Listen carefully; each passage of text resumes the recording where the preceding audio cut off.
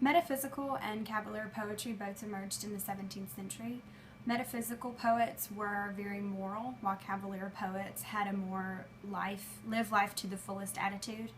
The metaphysical poets broke with traditional styles of poetry, implementing complex syntax, but using conversational language. So complex ideas but simple language, whereas the cavalier poets used very flowery language, but the ideas were very simple.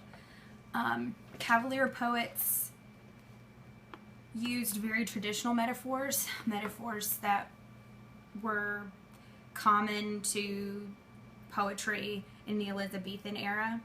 The metaphysical poets, however, used metaphors called conceits, and they were bizarre, often comparing two things that don't have a normal,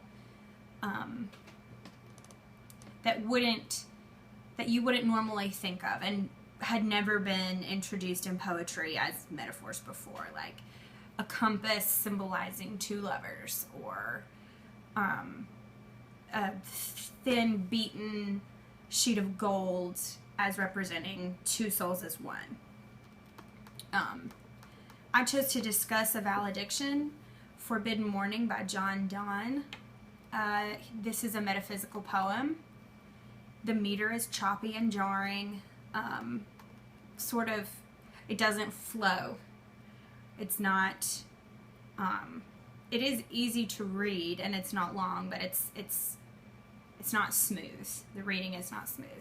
The poem also has an analytical structure. He's analyzing the profound love that he and his lover share. The nature of this poem is serious, which is traditional for metaphysical poets and their poetry. He's speaking of a love that he believes is elite and greater than the average love that most people experience. He also uses metaphorical conceits. He compares the soul he and his lover share to a gold beaten and thinned out, to a sheet of gold beaten and thinned out. He also compares their love to a compass, which is another metaphorical conceit.